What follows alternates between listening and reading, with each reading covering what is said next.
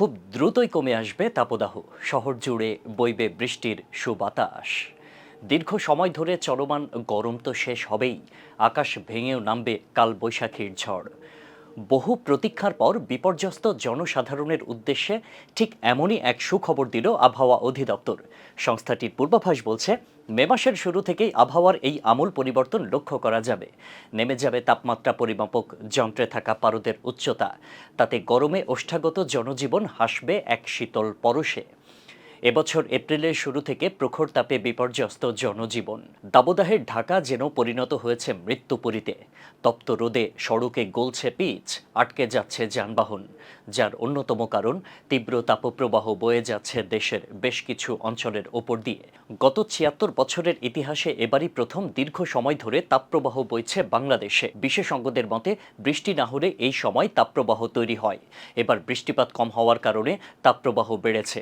তাপপ্রবাহের সঙ্গে আর্দ্রতা বাড়ার কারণে মানুষের মধ্যে অস্বস্তি বেশি হচ্ছে। এতে শুকিয়ে যাচ্ছে প্রকৃতি, মুছে বিলীন হয়ে যাচ্ছে সবুজের ছোঁয়া। আর এই দুঃসহ গরম থেকে নিস্তার পেতে চায় বৃষ্টি।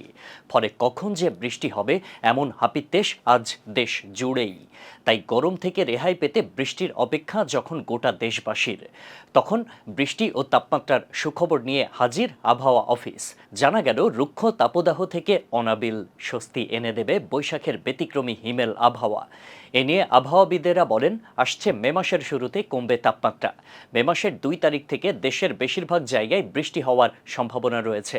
এছাড়া ২৬ এপ্রিল শুক্রবার সন্ধ্যা ৬টায় দেওয়া পরবর্তী ৭২ ঘন্টার আবহাওয়ার পূর্বাভাসে আবহাওয়া অফিস জানিয়েছে, ২৭ এপ্রিল শনিবার সন্ধ্যা ৬টা পর্যন্ত সিলেট বিভাগের ২-১ জায়গায় অস্থায়ীভাবে দমকা অথবা ঝোড়ো হাওয়া সহ বৃষ্টি অথবা বজ্রসহ বৃষ্টি হতে পারে এবং সেই সঙ্গে কোথাও কোথাও বিক্ষিপ্তভাবে শিলাবৃষ্টি হতে পারে। এছাড়া দেশের অন্যত্র অস্থায়ীভাবে আংশিক মেঘলা আকাশ সহ আবহাওয়া প্রধানত শুষ্ক থাকতে পারে। বর্ধিত ৫ দিনের আবহাওয়ার অবস্থায় বলা হয়েছে, এ সময়ের শেষের দিকে দেশের উত্তর পূর্বাঞ্চলে বৃষ্টিপাতের প্রবণতা বৃদ্ধি পেতে পারে।